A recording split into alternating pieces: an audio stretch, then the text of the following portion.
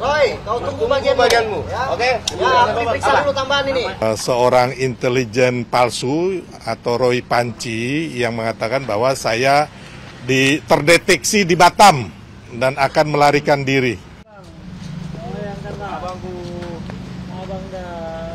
Selamat siang. Aduh dulu abang, izin bang. Ayo bang, izin bang. Ya. Ya. Mantap. Di belakangnya boleh.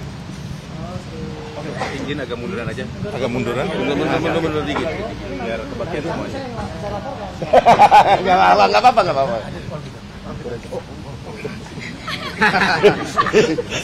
Iya.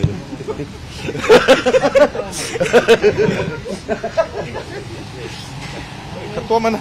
Oh ya udah. Siap. Oke. Dah? Ya. Selamat siang teman-teman. Hari ini saya Sylvester Matutina bersama Ketua Pradi Bersatu Pak Boy dan juga Bang Ade Bayasit Sekjen Pradi Bersatu dan Bang Lekumanan sebagai Wakil Ketua Pradi Bersatu dan juga pelapor. Hari ini pelapor atas indikasi pidana penghasutan. Ya. Dan hari ini saya bersama Bang Ade Bayasit dipanggil, diminta datang untuk memberikan kesaksian dalam rangka penyidikan, yaitu mengenai indikasi satu penghasutan, yang kedua pencemaran nama baik, yang ketiga fitnah, dan juga pelanggaran atau manipulasi Undang-Undang ITE yang dilaporkan oleh Bapak Insinyur Haji Joko Widodo, terus teman-teman relawan dan juga teman-teman pengacara yang tergabung dalam Pradi Bersatu.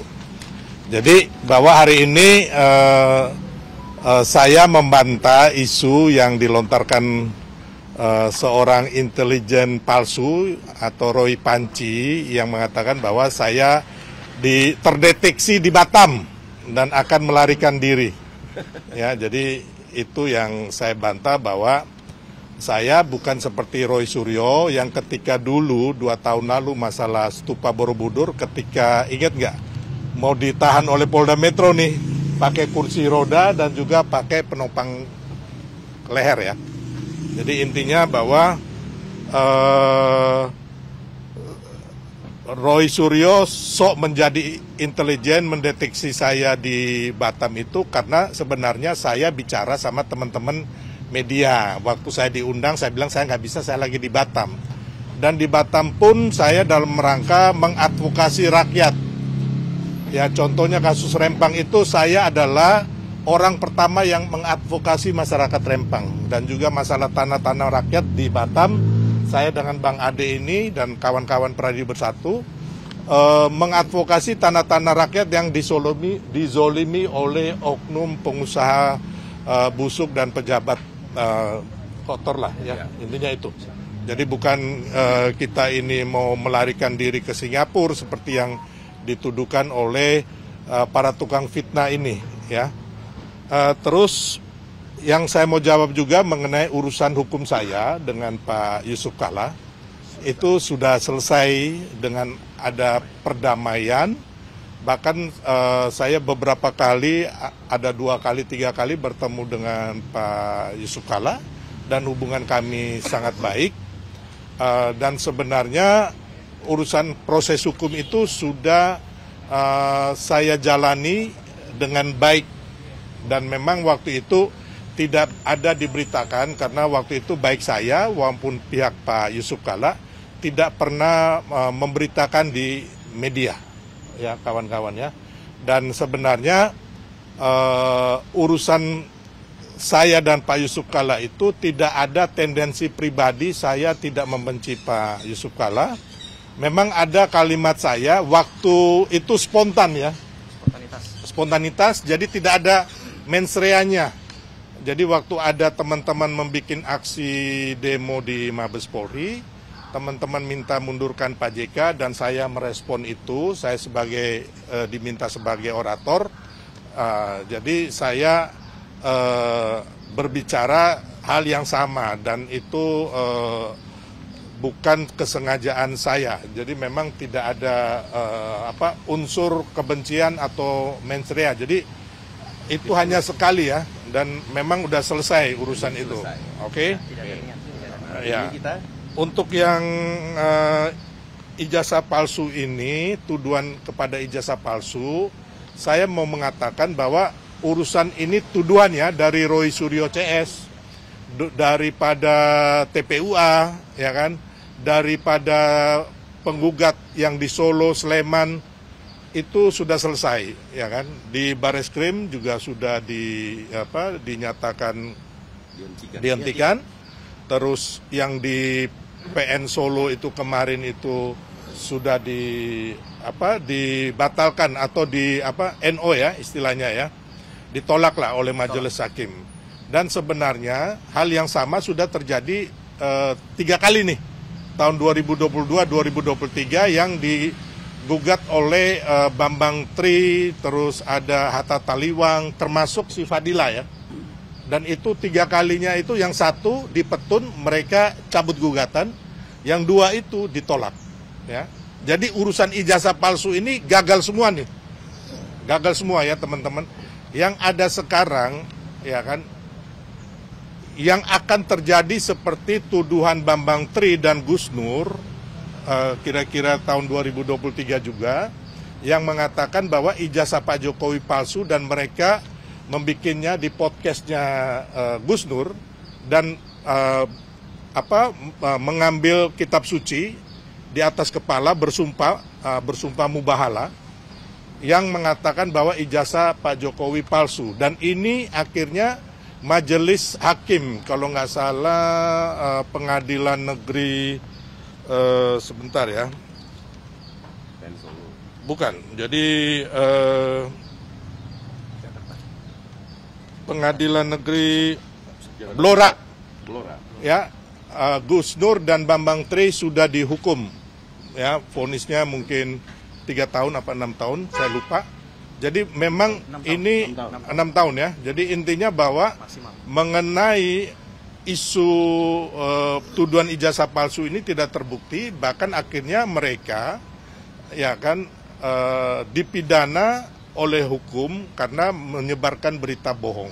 Ya, sama seperti yang sekarang kita lihat teman-teman, saat ini sudah naik penyidikan di Polda Metro Jaya dan sudah banyak oleh Polda Metro Jaya termasuk kami dimintai keterangan saksi-saksi baik di Jakarta, di Solo, di Yogyakarta, termasuk bukti-bukti lainnya, bukti-bukti petunjuk lainnya, dan mungkin saksi ahli juga sudah diperiksa. Makanya yang akan terjadi ke depannya itu adalah, sekali lagi saya bilang, telenovela dan drama-drama yang akan dimainkan Roy Suryo CS, baik secara tangisan maupun secara tawa ya. Jadi intinya itu. Terus saya juga mau mengatakan bahwa sampai saat ini, sampai hari ini, tuduhan dan penelitian abal-abal ya, karena saya melihat bahwa Roy Suryo Rismon ini nggak punya sertifikat ataupun kelayakan sebagai seorang peneliti, dan yang mereka teliti itu adalah hanya fotokopi atau foto digital di sosial media.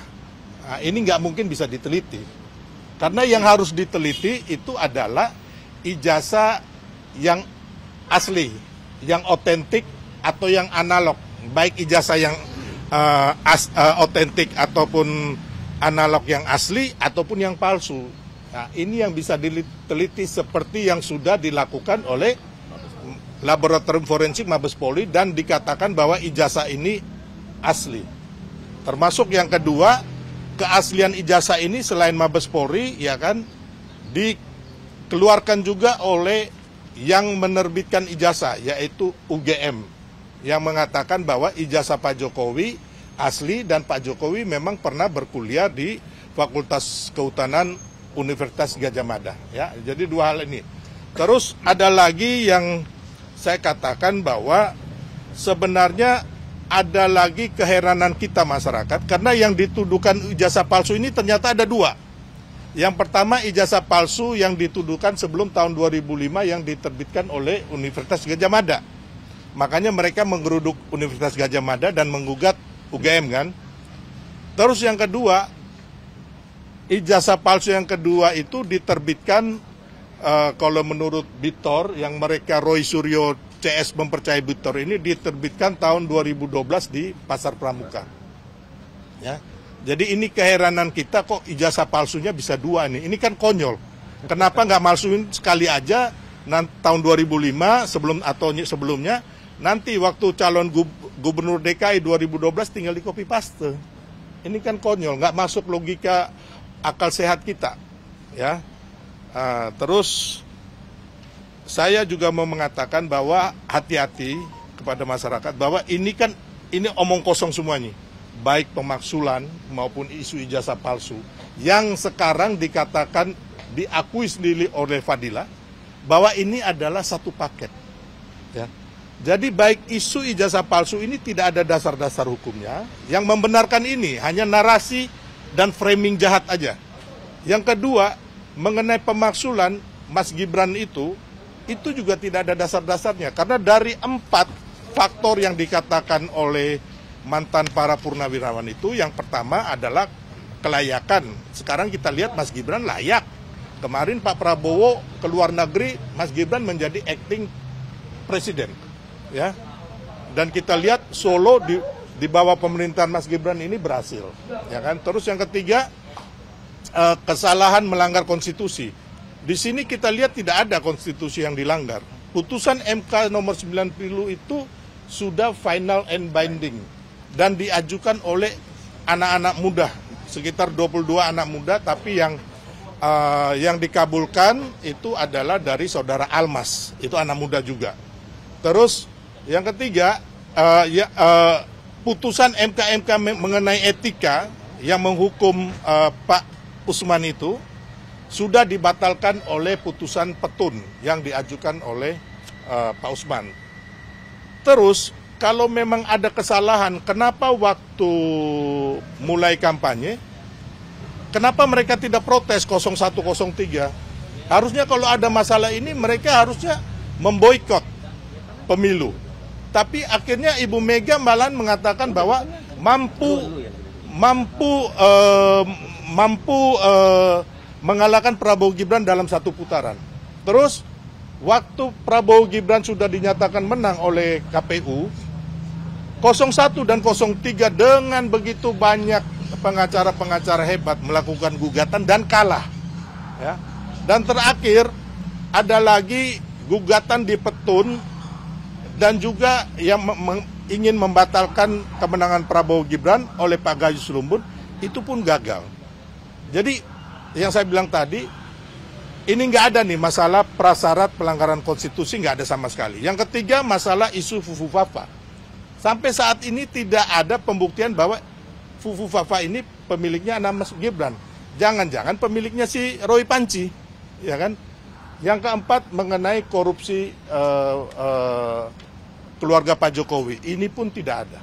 Ya, jadi intinya saya mengatakan bahwa sebenarnya apa yang mereka lakukan ini hanya untuk mengadu domba bangsa kita, ya kan, agar Prabowo Gibran putus di tengah jalan, juga dalam rangka untuk permainan politik menjelang 2029.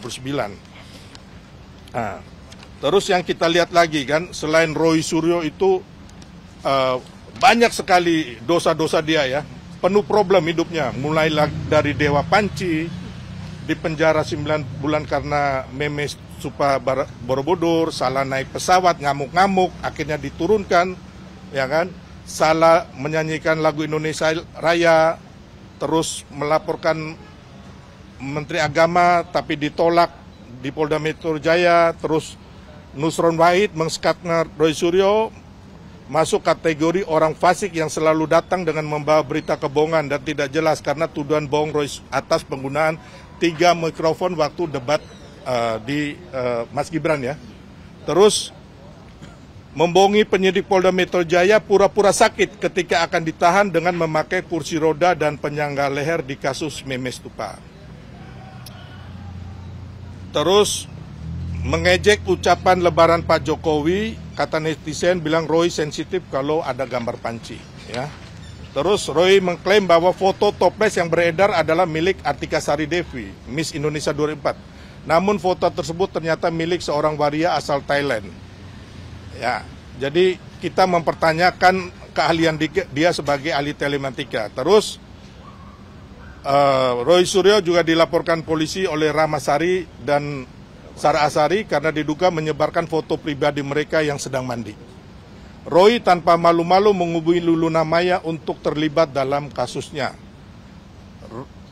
Roy ribut dan bikin malu di bandara karena memaksa naikkan 6 bagasi ke pesawat. Ya. Terus Roy juga tidak membayar ketika makan di warung Rawon Setan di Jalan Embong Malang, Surabaya. Terus Roy pernah ribut dengan Maya Estianti. Akhirnya Maya marah dan memperingatkan Roy agar jangan jadi tukang fitnah. Itu Roy ya. Pemeriksaan ini berarti izin penegasan, berarti di tahap penyidikan ini kan abang dan pelapor lain sudah 2 kali. Berarti untuk pemanggilan kali ini untuk final untuk laporan dari Pak Jokowi dan apakah karena dari yang Bareskrim sudah dihentikan penyelidikannya apa terkait itu Pak pemeriksaan kelanjutan hari ini? Ya, jadi gini. Ya, untuk pemeriksaan kali ini kita dipanggil lagi. Mungkin ada yang ingin ditanyakan lagi dan atau dilengkapi. Karena gini, pernyataan ini saya kasih bocorannya. Mungkin pernyataannya sumpah yang harus ditandatangani di sini sebagai saksi ya, karena kami saksi pelapor, ada pelapor dan saksi pelapor yang lain akan diikut diperiksa. Nah, ini mungkin yang menjadi konteks pemeriksaan hari ini.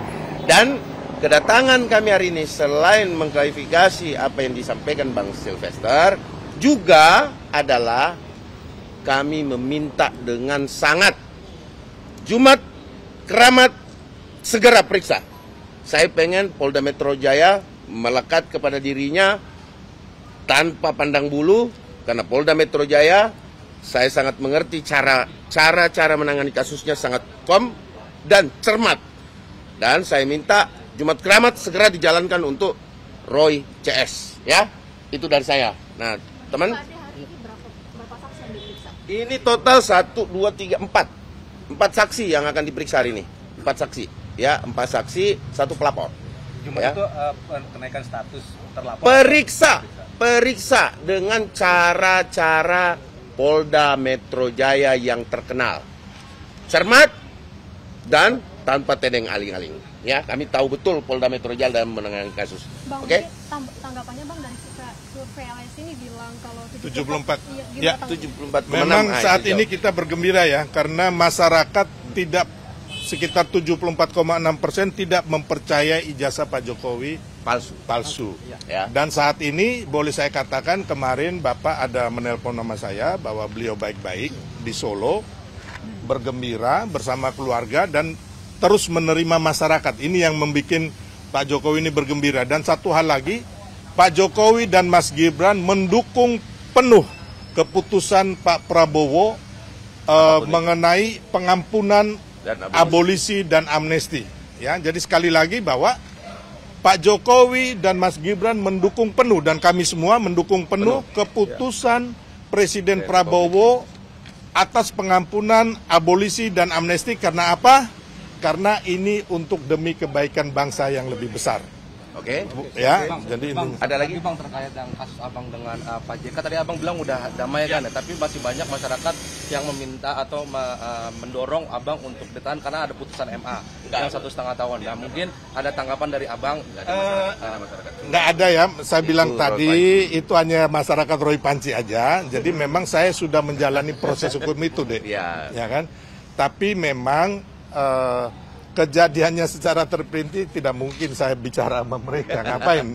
Saya satu, dia siapa gitu loh ya. Tapi intinya proses hukum ini sudah saya jalanin dengan baik ya. Hanya memang tidak ada pemberitaan untuk itu ya. Ya kita hargai aja ya. Ya ada ketua silakan. Saya tambahkan bahwa saya datang ke sini untuk mendampingi 3 orang ya. Ya. Bang Sylvester, kemudian Bang Ade, Bang Lecu. Saya hanya memastikan supaya proses hukum ini berjalan sesuai dengan prosedur hukum, dan saya yakin bahwa penyidik Polda sangat profesional. Jadi saya datang hanya untuk make sure everything is going well. Oke, itu saja yang ingin saya sampaikan. Terima kasih. Jadi Mata-mata BIN atau anggota BIN gitu ya, kemarin menyatakan bahwa jasa Jokowi dibuat di masa pada periode 2012-2014. Jangan bawa-bawa bin. Nah itu kemudian ada sosok nama MRP gitu yang disebut oleh MRP siapa? Itu nggak tahu disebutnya begitu. Ya, jadi itu nggak ada ya, kebohongan besar karena sebenarnya orang BIN itu mendapat data daripada si siapa namanya Bitor ini yang saya sudah katakan, Bitor ini teman saya juga. Bitor akan melakukan apapun demi, ya. Jadi intinya Bitor ini juga sangat banyak melakukan kebohongan. Jadi Bitor membohongi Roy, Rismond dan sebagainya, ya kan? Nah, karena apa? Karena memang yang saya bilang tadi nggak masuk akal. Ijazah itu dipalsukan oleh UGM sebelum tahun 2005. Kenapa harus dipalsukan lagi tahun 2012? Ya kan? Jadi kerjanya double, harusnya tinggal copy paste ya. Jadi ini yang saya bilang masyarakat kita harus cerdas, kita jangan gampang dibohongin ya. Terus yang kedua, orang-orang yang bergerak ini kayak Hosinudin. Hosinudin itu adalah dedengkot HTI yang ingin mendirikan negara khilafah di bangsa kita ya. Harus kita tahu. Jadi itu adalah motif mereka untuk mengadu domba bangsa kita. Jadi isu ijazah palsu dan pemaksulan ini nggak ada dasar hukumnya dan semuanya zong atau nol. Ya. Ada tambahan, Pak Leju? Nanti aja saya periksa dulu lah. Periksa dulu ya. Habis diperiksa ya sampaikan sama Roy, kau tunggu bagianmu ya Roy ya. Roy, kau tunggu bagianmu. Ya. Oke. Ya, aku diperiksa dulu tambahan ini ya. Apa jabatan